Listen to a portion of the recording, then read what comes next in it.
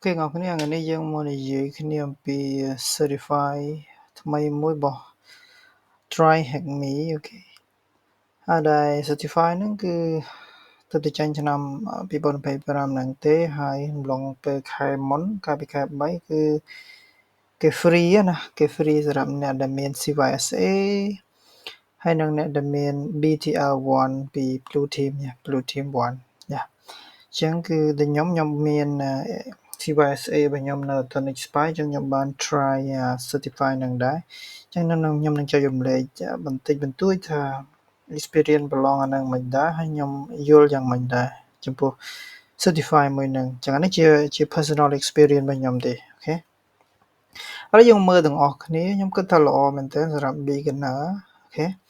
សម្រាប់អ្នកនរគ្នាដែល landing the job បានការងារថ្មីមួយឬក៏ត្រៀមដើម្បីរកការងារអាចមាន certify នឹងមួយល្អមែនតើឬក៏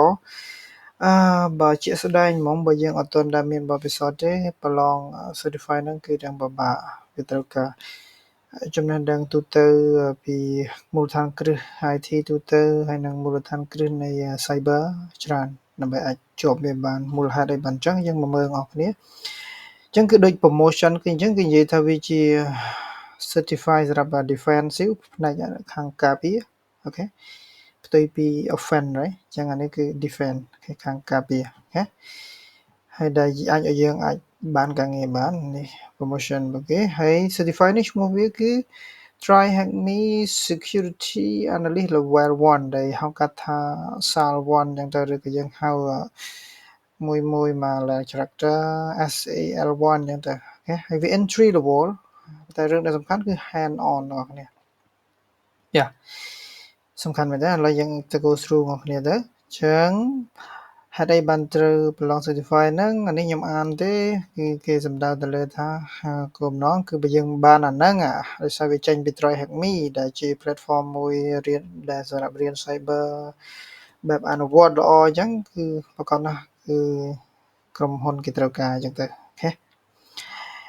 ហើយក្នុងការប្រឡងហ្នឹងគឺគេផ្ដោតសំខាន់ទៅលើ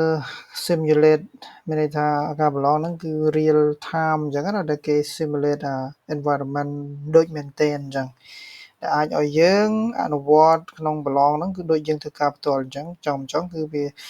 ផ្ដល់បទពិសោធន៍មួយដូចយើងធ្វើការផ្ទាល់អញ្ចឹងណាអូខេអញ្ចឹងមាន dashboard មានអីយើងដោះស្រាយឲ្យយើងមាន alert ចូលមកយើងត្រូវដោះស្រាយវាអញ្ចឹងណា response និយាយទៅស្ដាប់អូខេហើយនិយាយទៅគឺគេមានមេរៀន free ជាច្រើនដែលយើងអាចរៀនបានដើម្បីត្រៀមណាអូខេអញ្ចឹងច្រើនមែនទែនមេរៀនវាច្រើនមែនទែនហើយចូលដល់ certificate ហ្មងគឺមែនទែនទៅគឺ certify ហ្នឹងពេលដែលយើងដាក់ពាក្យទៅជាប់ឬក៏យើងទិញហ្មងខ្ញុំមិនដឹងថាទិញបាន premium account អត់ទេតែទូទៅគួរតែបានអញ្ចឹងមានន័យថាខ្ញុំដាក់ពាក្យ free ប្រឡងហ្នឹងក្នុងឱកាសដែលគេ free ឲ្យហ្នឹងគឺ account របស់យើងគឺ premium account តែម្ដងអញ្ចឹងណាកាលណា premium account មានយើង access lab ដែលគេតម្រូវឲ្យយើងរៀនត្រៀមប្រឡងហ្នឹងគឺយើងមានគ្រប់គ្រាន់អញ្ចឹងយើងត្រូវ complete learning make sure តែខ្ញុំអត់បាន complete learning ទេប៉ុន្តែដោយសារតែខ្ញុំមានបទពិសោធន៍នៅក្នុង cyber ច្រើនហើយក៏ដូចជាមាន certified CYSA ដែរអញ្ចឹងខ្ញុំ go straight ប្រឡងយកមកអញ្ចឹងណាហើយពេលដែលប្រឡងគឺគេមានបែងចែកជា3ផ្នែកបងប្អូនខ្ញុំមិនដឹងក្នុងនេះមាននិយាយអត់ទេពីផ្នែកដែលប្រឡងអូខេចឹង go through អូខេគេមានការប្រៀបធៀបដែរខ្ញុំសូមអានបន្តិចទៅនេះក៏ធម្មតាគេប្រម៉ូទរបស់គេអញ្ចឹងណាអញ្ចឹងគឺគេប្រៀបធៀបទៅនឹង CYSA BTL1 ហើយ CDSA នឹងរបស់អីខ្ញុំបាន check ដែរអញ្ចឹងអ្វីដែលគេបញ្ជាក់ថារបស់គេវាលើសពីផ្សេងតែវាល្អអីហ្នឹងគឺដោយសារតែវា ready សម្រាប់ job មានន័យថា practical ហើយវា real time ដូចយើងមែនទែនអញ្ចឹងពេលចប់ទៅយើងទទួលបានបទពិសោធន៍មួយហើយ brand មានន័យថា Try Hack Me វា brand របស់ Try Hack Me អញ្ចឹងទៅហើយវា entry level អញ្ចឹងទៅហើយតម្លៃក៏ល្អដែរបើធៀបមកផ្សេងអញ្ចឹងណាគេប្រៀបធៀបទាំងអស់អញ្ចឹងទៅអូខេហើយសម្រាប់ប្រឡងមកដល់យើងមើលទៅតើដើម្បីប្រឡងSAL1 ហ្នឹងគឺគេទុកពេលឲ្យយើង24ម៉ោងដើម្បីយើងប្រឡងប៉ុន្តែមិនមែនយើងធ្វើ24ម៉ោងទេអញ្ចឹងណា ចឹងមានន័យថាបើរយៈពេលដែលធ្វើជាក់ស្ដែងគឺ5ម៉ោង1ម៉ោងសម្រាប់ប្រឡងជា QCM multiple choice ណាអូខេ multiple choice គឺ1ម៉ោងដែលមាន80សំណួរហើយសំណួរបែប beginner ទេអញ្ចឹងខ្ញុំគិតថា80សំណួរ60នាទីវាពិបាកដែរណាទោះបីជាសំណួរនឹងស្រួលមែនប៉ុន្តែតាមបទពិសោធន៍ខ្ញុំឃើញថាសំណួររបស់វានឹងគឺវាចម្រុះហ្មងតាំងពីតើតើនឹង attack តាំងពីតើតើនឹង basic hacking តើតើនឹង concept របស់ cyber ទៅតាំងពី incident response ហើយនឹង role responsibility ក្នុងការងារជា SOC analyst level 1 នឹងអីគេអញ្ចឹងជាងស្គាល់ពី Windows technical ផងតើតើ Linux អីទៅនឹងអីផ្សេងៗអញ្ចឹងទៅអញ្ចឹងវាច្រើនអញ្ចឹងតម្រូវឲ្យយើងចេះច្រើនអញ្ចឹងមានន័យថាត្រូវតែរៀនឲ្យចប់បានយើងអាចប្រឡង QCM នឹងបានអូខេបើទោះយើងចង់ប្រើ AI ក៏ពិបាកដែរណាយ៉ាអានេះនិយាយត្រង់ទៅគឺពិបាកដែរបើយើងចង់ចេះគឺខ្ញុំគិតថាសំណួរវាល្អហើយមាន retake មួយគេឲ្យ retake មួយហើយយ៉ាដោយសារតែ retake នេះមកខ្ញុំអាចប្រឡងជាប់មែនតើពេលខ្ញុំប្រឡងនៅក្នុងវគ្គទី1ហ្នឹងគឺធ្លាក់ដោយសារយើងធ្វើ lab យើងអត់មានបានបទពិសោធន៍ SOC ខ្ញុំអត់មានបទពិសោធន៍ SOC ទេអញ្ចឹងពេលធ្វើ lab គឺជាក់ស្ដែងគឺយើងមានខ្វះខាតច្រើននៅក្នុងការ share report យើងអត់ចេះ share report អញ្ចឹងណាយ៉ាអញ្ចឹងក៏ពេលបាន retry គឺខ្ញុំយល់ថាត្រូវធ្វើម៉េចបានជាប់អញ្ចឹងយ៉ាអញ្ចឹងចំណុចដើម្បីអាចជាប់ពេលប្រឡងសំណួរចម្លើយខ្ញុំអត់និយាយទេខ្ញុំនិយាយរឿង lab គឺគេឲ្យបន្ទុកមួយ lab 400បន្ទុកអញ្ចឹង